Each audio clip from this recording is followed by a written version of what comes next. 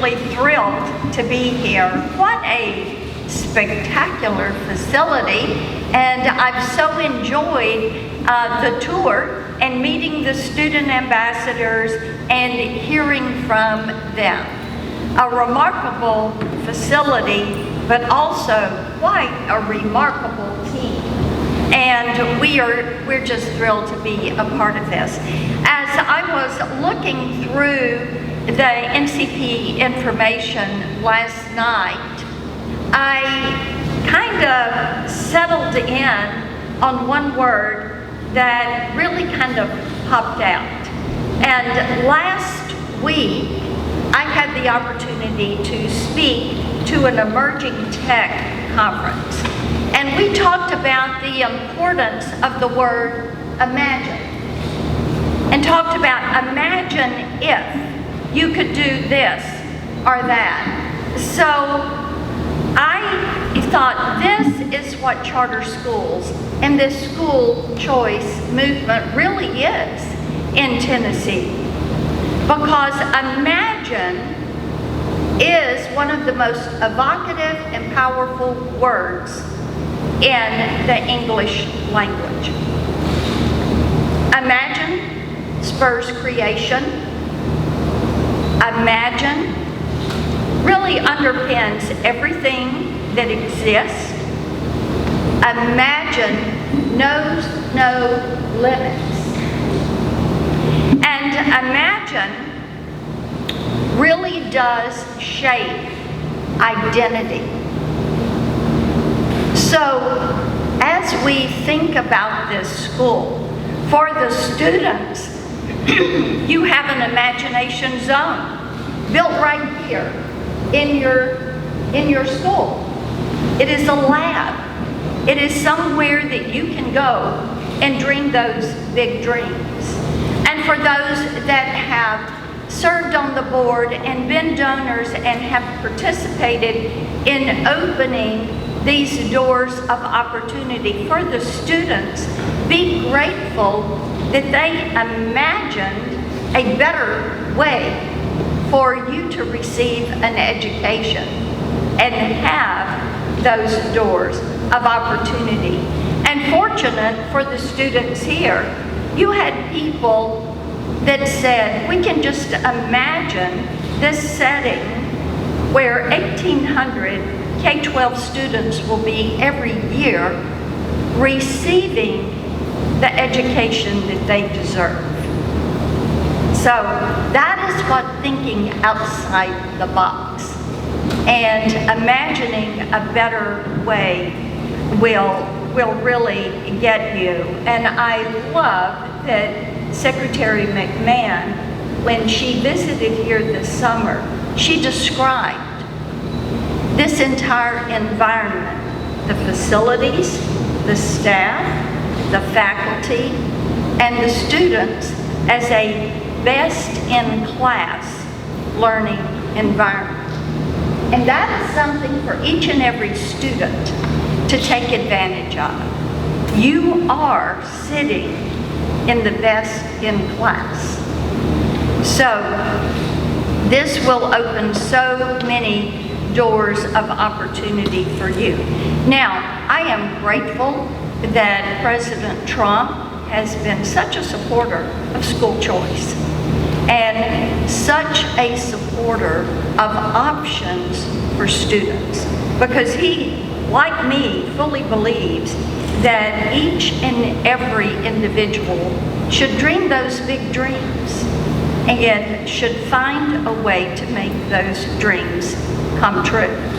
Now, he works a little bit more aggressively than some of us. He doesn't sleep. So he's working about 21 hours a day. And he is always thinking, how do we improve? How do we do things better? And that is one of the challenges for us here in Tennessee. And whether it is the state legislature, and the legislators did a great thing this year when they passed school choice. Because in doing that, they challenged every educator, every administrator, every parent, and every student to say, how do we achieve more?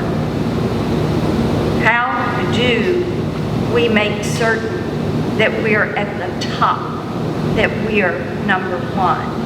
And I'm grateful to the governor. I am grateful to the educator, and I hope I have the opportunity to continue to push forward with this to make certain that we achieve the goals we need to achieve. We talked a little bit as we were touring around that Tennessee's got some catch-up work to do. And Florida has 51%. They have a majority of their students in a choice school. That means that a parent has the ability to say, this or that is the best learning environment for my child. One of the best things that we can do for a young person is, as they are in a K-12 setting, is to make certain that we learn and they learn how they best learn, how they retain knowledge. My husband and I talk about this a lot because we have 2 children, we have 4 grandchildren, we have other children that have been a part of our lives at different points and different times. And we know that each and every one of these children accepts information and retains knowledge differently. And it is important to be a part of the team that creates that appropriate setting for that child. And when that child finishes school, that they know how they are going to best learn. Because once they leave that K-12 setting and they move on to a trade school, or they move on to college, or they move on to a career, they don't have someone they're checking in with at the College and Career Center every day to say, help me with this. They don't have that tutor that is going to meet them for a health session at 7 o'clock in the morning to help them with this. So this is a fundamental skill that needs to be imparted. And how wonderful for parents to know that their child can be in that setting that is going to help them retain knowledge and then be able to recall and use that knowledge in an effective way every single day of their life. That is a skill set that we all want. So, again,